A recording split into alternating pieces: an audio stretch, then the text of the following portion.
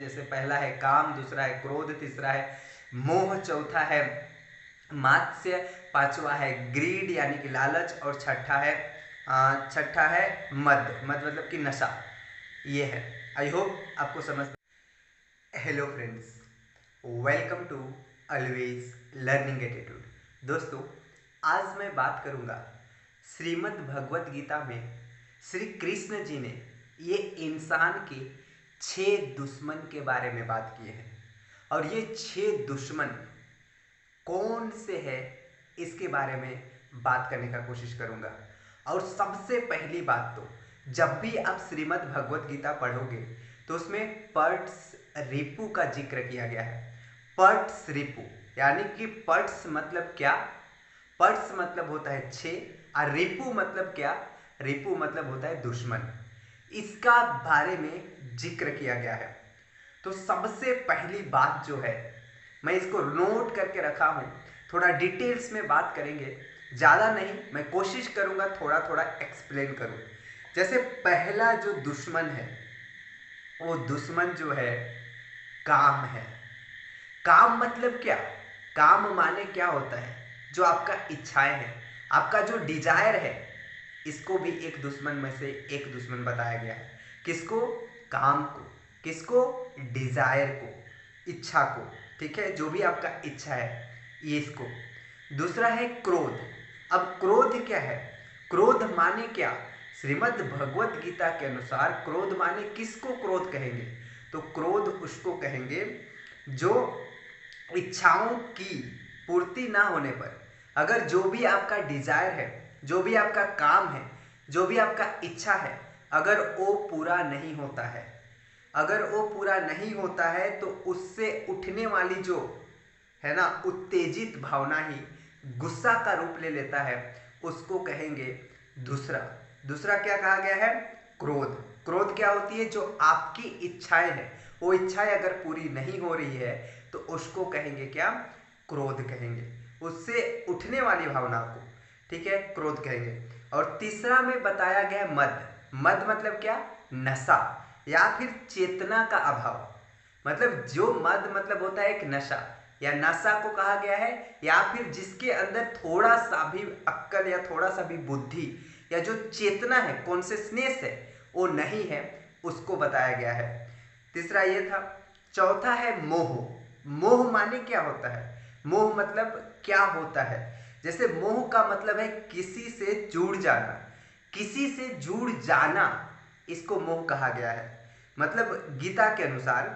और ऐसे जुड़ जाना कि उसके बिना आपको कमजोर महसूस हो।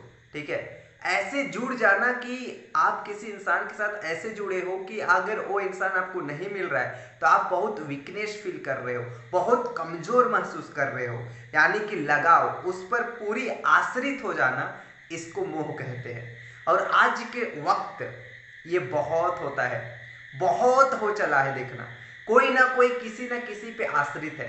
तो ये एक क्या है? एक तरह से मोह है। क्या है? मोह, यानी कि अटैचमेंट है, एक तरह से बोलेंगे इसको।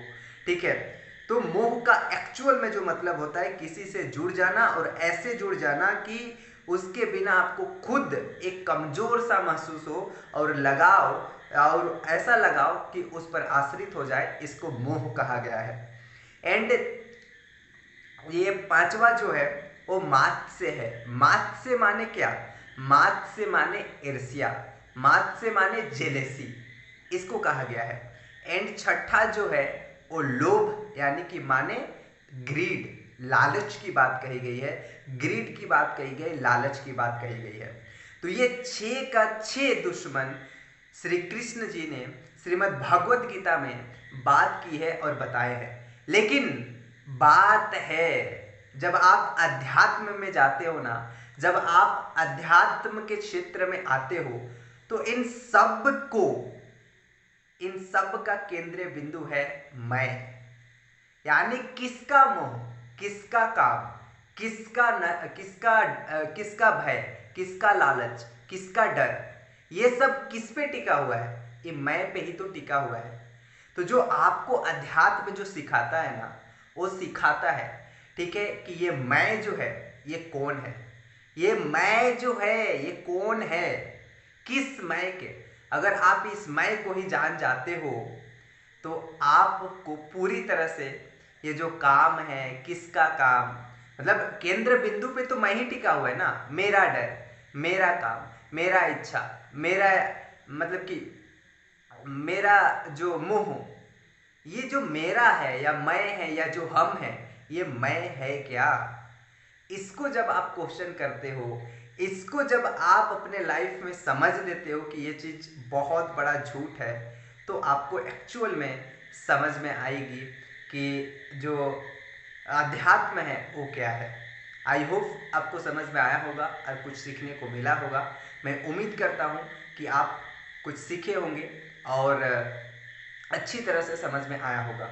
मैं लास्ट में याद दिलाना कि ये कृष्ण जी श्रीमद् भगवद गीता में 6 मनुष्य का डर के बारे में बात करते हैं। जैसे पहला है काम, दूसरा है क्रोध, तीसरा है मोह, चौथा है मात्स्य, पांचवा है ग्रीड यानी कि लालच, और छठा है मद मतलब कि नशा।